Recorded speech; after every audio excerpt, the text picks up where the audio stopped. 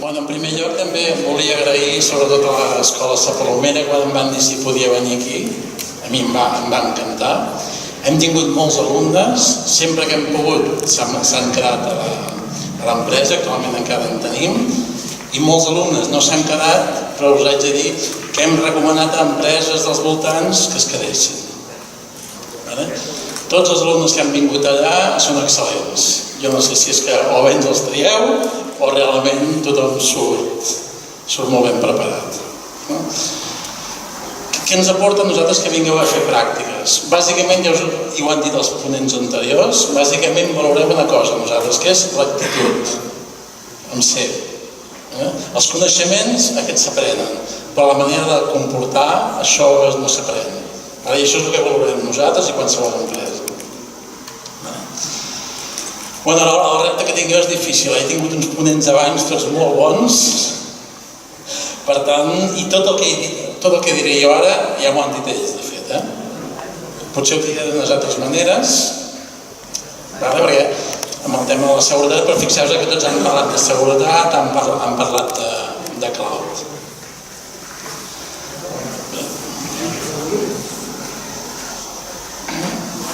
El núvol o el cloud avui dia és una realitat. Suposo que ningú es planteja tenir el pou a casa per anar a buscar l'aigua. És molt bucòlic, però és molt car. Nosaltres obrim l'aixeta i gastem l'aigua que necessitem i tanquem l'aixeta. Per tant, això ja és una realitat. Segurament més amb grans empreses que amb empreses més petites. Però això és el que hi ha. Per què? És més ràpid, és molt més ràpid. Abans les empreses ens deien vull fer una web pel que sigui, i compraves els servidors i al cap de 3-4 mesos ho tenies. Ara no ens diuen pas això, ens diuen la setmana que ve vull treure aquest servei. Per tant, s'utilitza cloud. Això no vull dir què fem a CERS, bàsicament. Resumidament, nosaltres som una empresa gran que ens dediquem a la distribució, distribuïm productes, la Coca-Cola, l'Estrella, tot això. Ens dediquem a la restauració també a la fàbrica que fem l'alimentació i ens dediquem al turisme. En el cas del turisme, quan anem a una pàgina web per fer una reserva per un cap de setmana, a darrere moltes vegades hi som nosaltres. Diàriament estem ara, em sembla, són 60 peticions diàries i concentrades en unes poques hores. Són gent que pregunta als nostres servidors. Amb la infraestructura tradicional això ja no era viable, tot és virtualització. Però nosaltres ja anem un pas més enllà, la virtualització fa molts anys que virtualitzàvem, ara ja no fem això nosaltres. Nosaltres, els servidors, en minuts, creem nous servidors, els que necessitem, ens és igual. Els creem automàticament i els anem destruint quan ja no els necessitem. Paguem just ben bé a aquella hora, aquell minut que necessitem servidors. Sempre busquem això, rapidesa, més econòmic, més escalable, ja s'ha dit abans, i molt més segur, bastant més. Quan parlem de seguretat, suposo que tots ens imaginem això, no? Que d'allà que se'ns connecta. No. La seguretat és alguna més que és el que intentaré transmetre. I això, aquí a l'escola és on segurament ja us han ensenyat molt, i utilitzem sistemes teòrics, nosaltres, quan apliquem seguretat. Però aquests també existeixen. I els hackers aquests no fan per hobby. Els hackers de cap de setmana, quan estudiant ha après alguna cosa i utilitzen el Kali i aquestes coses, no. Estem parlant dels hackers professionals, són els governs. I ho fan per un tema econòmic. Els diferents països espien els altres països. I això és una realitat. O també hi ha els de motius ètics. Bàsicament hi ha dos tipus d'empreses. Les que saben que els estan espiant i les que no. Però totes les espien. Per què la seguretat de la informació? Abans ho han dit. Què és l'important d'una empresa? Són les dades. Tot l'altre es compra, no val res. Però si no tens les dades, no. perquè el negoci se sustenta amb informació. Això és el més important que se us ha de quedar, les dades. Ja abans ho deia, un altre ponent. Perquè la inseguretat és molt més cara que la seguretat. Si ens anem a un antivirus, el preu de la llicència de l'antivirus és molt econòmica. Si tu penses que et costaria arreglar aquell ordinador, allò és molt car, no? Qui diu això és no fer backups. No fer un backup, moltes vegades l'empresa hauria de tancar si per aquella informació. I perquè la seguretat és més que un problema tecnològic. La seguretat no és el firewall, no és el backup, no és l'antivirus, és molt més. I després, quan parlem de seguretat, parlem de 3 conceptes. També ha de quedar molt clar. Disponibilitat, confidencialitat i integritat. Aquests conceptes segurament ja a classe els heu fet, per tant, avui els refresquem. Disponibilitat, què vol dir? Garantir que a tot moment puguem accedir a la informació, a aquella pàgina web. M'és igual si ens estan fent un atac de navegació de servei o ha marxat la llum. Si quan jo vull accedir al servidor a la informació que no hi és un problema de disponibilitat. Confidencialitat. Hem de garantir que en aquelles dades només hi puguin accedir qui toqui. Integritat. També hem de garantir que ningú pugui manipular qualsevol dada. Són els 3 conceptes importants de seguretat. Com s'enfoca la seguretat a les empreses? Les empreses què busquen? No busquen ni servidors, ni busquen cloud, ni busquen seguretat, ni busquen res d'això. Guanyar diners. Això és el que busca l'empresa. Això ho hem de dir tots clar.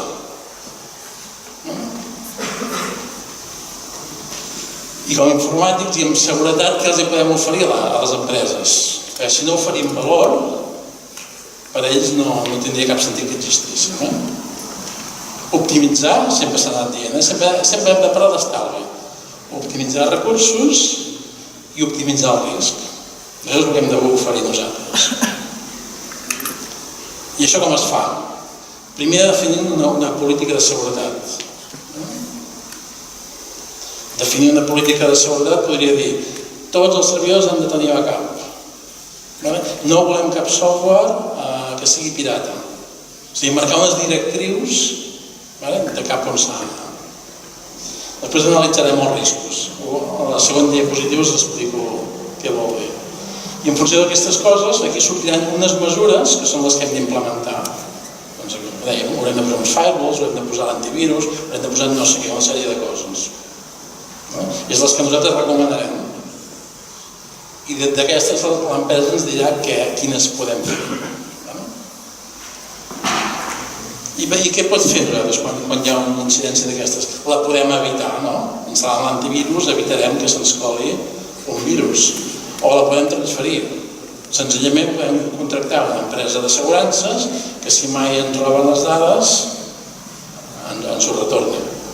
No només econòmic. O podem reduir. Podem dir, mira, si posem l'antivirus, algun virus m'entrarà, però almenys ho minimitzo una mica. O ho podem assumir. Podem dir, mira, si perdo això, no passa res. En funció de cada amenaça o cada risc, farem una cosa o farem una altra.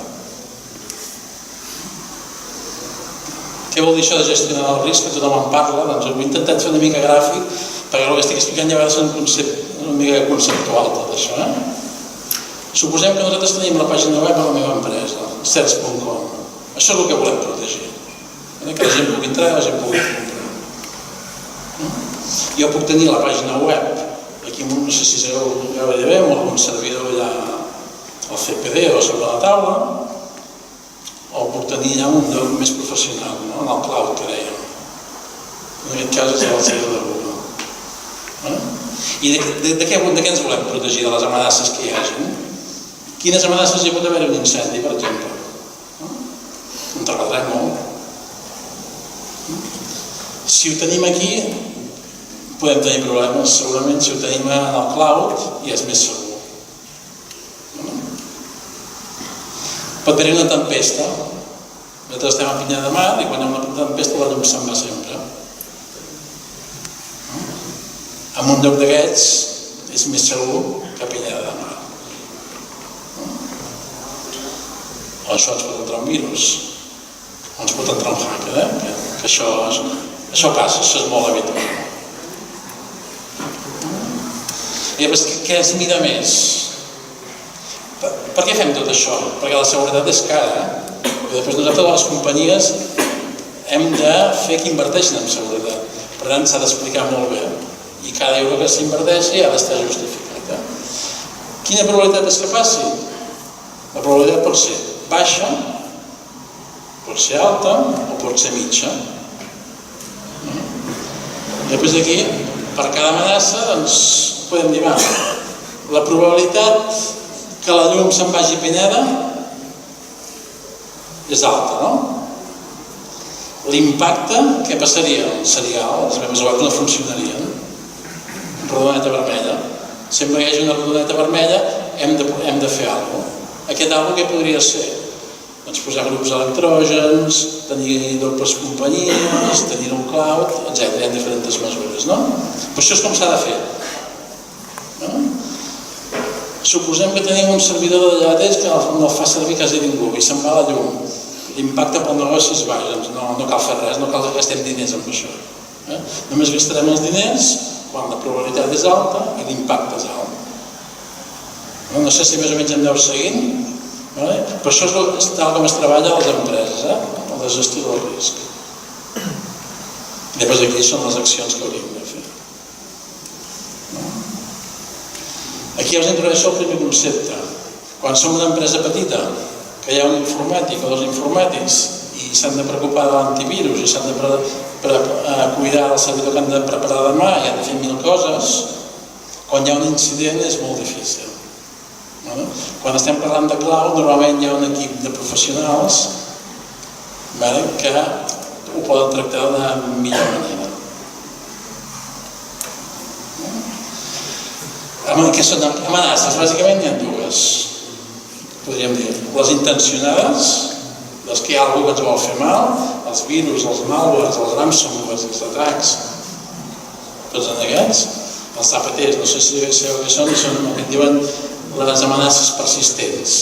Aquelles que ens col·loquen, ni ens entenem, amb algun ordinador hi posen una espècie de sonda i des d'altres països ens van entrant perquè volen informació. Per exemple, si estem parlant de...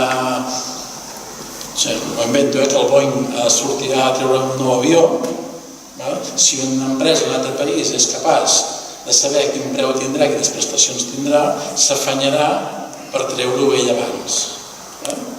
Aquestes coses són reals. Això són les amenaces persistents. I després hi ha les no intencionades. Una no intencionada pot ser un abús i mal ús del cloud computing. Com que ara és tan barat crear servidors al cloud, qualsevol es pot atrevir a crear un servidor, no el protegeix, i llavors els dolents utilitzen tots aquests servidors per fer mal de veritat. Això és el que diem l'abús i mal ús. Pèrdues o fugues d'informació, amenaces internes. Una amenaça interna és si s'han definit unes polítiques, dir que no es pot instal·lar software il·legal, que s'han de seguir uns procediments, que s'han d'instal·lar els patxos de seguretat sempre, que s'han de fer backups. Les polítiques defineixen aquestes coses. Si no se segueixen les polítiques, això és una amenaça interna. Al final això, cuidar això, les persones, és més important que això, perquè aquests a més fan això, s'aprofiten d'aquestes coses. No tenir la suficient preparació acadèmica. Això, i s'ha dit diverses vegades abans, la formació és bàsica. La gent que toca l'informàtica ha d'estar molt ben preparada. I aquí els centres donen la base, però després la formació ha de ser contínua. Són més amenaces, sobrecarregar la línia elèctrica, posar més servidors virtuals del compte, abans també s'ha dit. Si estem parlant de virtualització i per cada coure posem 4 servidors, no és el mateix posar-ne 4 que 400. No utilitzar contrasenyes robustes, fer interfícies poc segures, no monitoritzar els servidors, no mirar els logs que hi ha, etc. Tot això són amenaces que us trobeu. Doncs cada una d'elles s'han de tractar. Això ho passaré molt ràpid. Quins controls són els bàsics que normalment es posen a les empreses? Tenir una política de seguretat definida. El tema de l'organització de les responsabilitats han d'estar molt ben delimitades. A part de la seguretat i els recursos humans, la gestió de tenir molt clar què volem protegir. I a vegades hi ha empreses que no saben ni les bases de dades que tenen, ni la informació que hi ha a les bases de dades, ni tot això. I això és habitual, per tant és molt important això. El control d'accessos, hem de tenir en tot moment saber qui pot entrar a què. No pot ser que una persona canvi de departament i encara durant 2 anys tingui informació de no sé què, o que plegui de la companyia i encara tingui accés a no sé què. El xifrat de les dades, la seguretat física, els cablejats, etc. La seguretat operativa, tot hem de tenir procediments actualitzats i s'han de seguir. Seguretat de les telecomunicacions, amb els programadors, la relació amb els proveïdors, és molt important. Si nosaltres ens apliquem unes mesures de seguretat nosaltres, volem que els nostres proveïdors també les tinguin.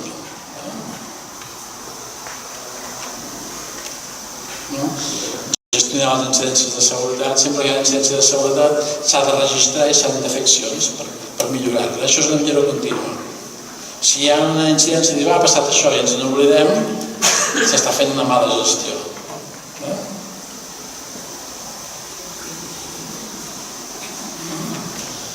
Seguretat en la continuïtat de negoci. Nosaltres sempre hem de tenir un pla B amb les coses. Si ens cau un servidor de venda online, hem de saber com arreglar-ho. Això és el que en diem la continuïtat del negoci. Potser pot ser restaurar una màquina virtual, o pot ser tenir la botiga amb un altre CPD, o on sigui. I el compliment legal. Aquest és importantíssim. Això són amb totes aquelles amenaces que hem dit, si ho fem bé, fem un anàlisi de riscos correcte, com a mínim ens sortiran aquestes coses. Si alguna no l'han tractat és que no ho estan fent bé.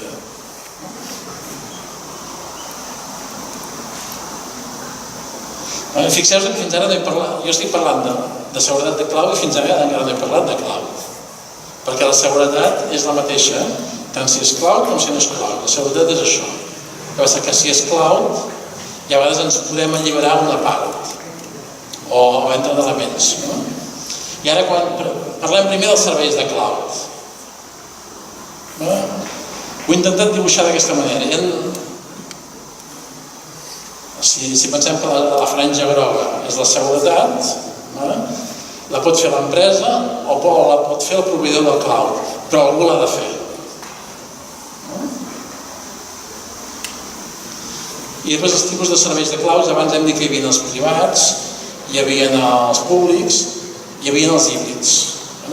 Però podem fer una altra classificació de cloud. Podem dir cloud com a infraestructura, és el que se'n diu IaaS. L'IaaS és, per exemple, que nosaltres ens anem a Google o a Amazon i allà comprem un servidor que té 2 TPUs, 10 GB de RAM i 100 GB de disc. Comprem això i ens ho fem tot nosaltres.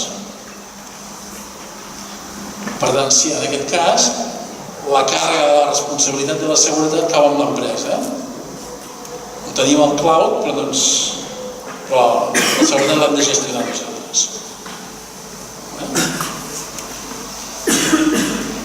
Exemples d'aquí, a l'Amazon, al Google, o he posat l'exemple del ponent anterior, SW Hosting.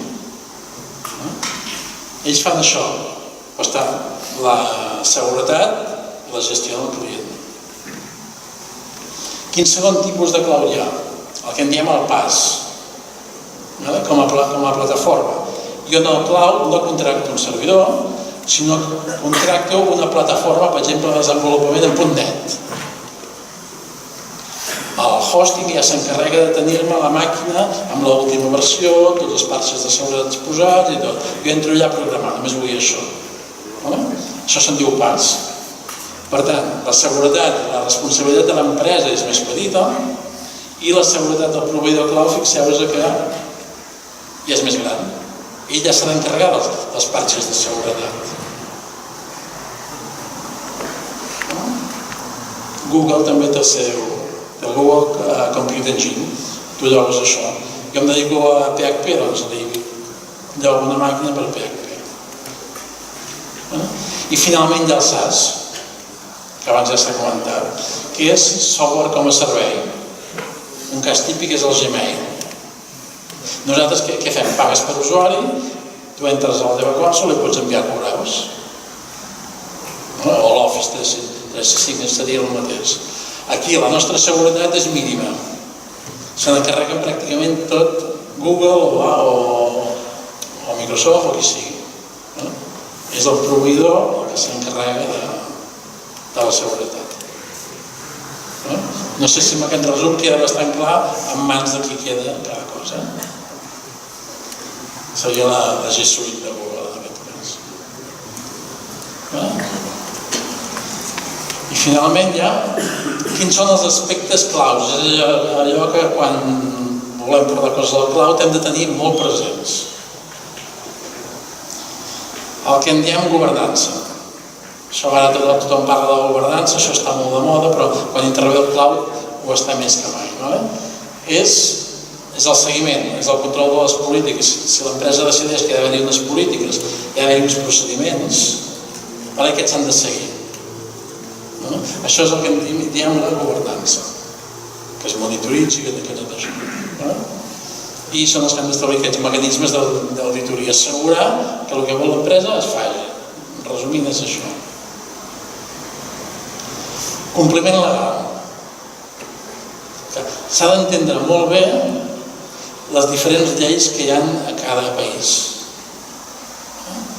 i en el món, perquè si tens servidors que no són aquí, has de veure les lleis.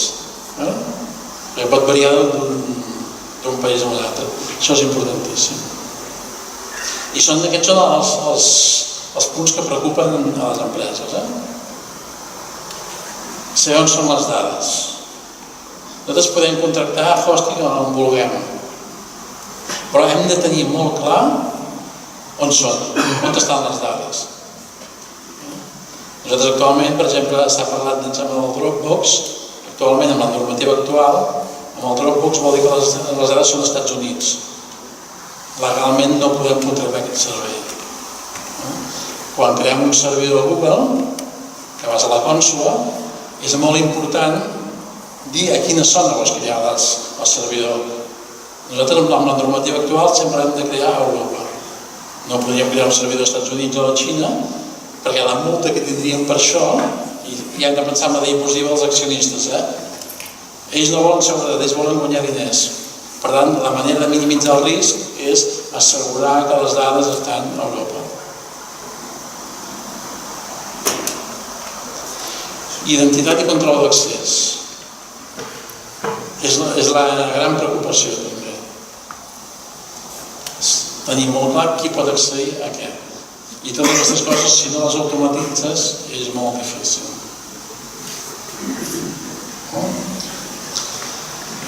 Amb les diferents ponències anteriors ja s'ha dit diverses vegades també, la confiança.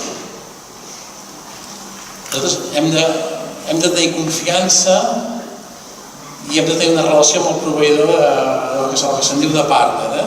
Nosaltres hem de confiar en els proveïdors i ells ens han de donar garanties que treballen amb seguretat, de la manera que volem nosaltres. I com es fa això? S'han de redactar uns contractes. El contracte ha d'especificar molt clar fins on faran i què fan.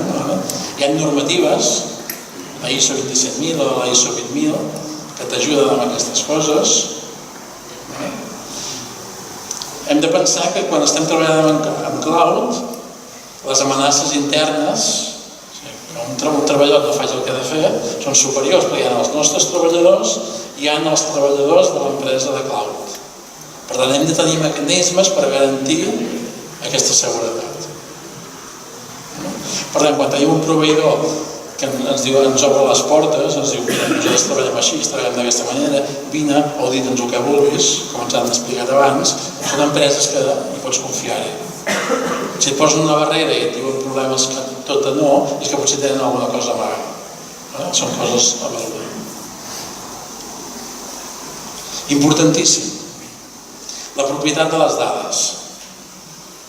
Quan nosaltres posem un servidor en una empresa de cloud, ha de quedar molt clar qui és el propietari.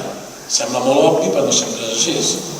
Quan es mira la lletra petita del Facebook o no sé de quins docs, no queda tan clar. En el contracte ha de quedar per escrit que els propietaris som nosaltres i que el servidor me'l podrem portar quan jo vulgui. Perquè si no, segons quins proveïdors poden haver-hi sorpreses. Que no et puguis emportar el servidor amb facilitat. Això ha de quedar escrit en un contracte. I l'arquitectura. Amb aquestes solucions el disseny és molt important. I només es pot fer un bon disseny si hi ha tècnics com vosaltres ben preparats i que s'han format molt bé. Per resumir-vos, jo diria que aquests són els aspectes més importants que cal tenir en compte quan parlem de seguretat al cloud. I ara us diré.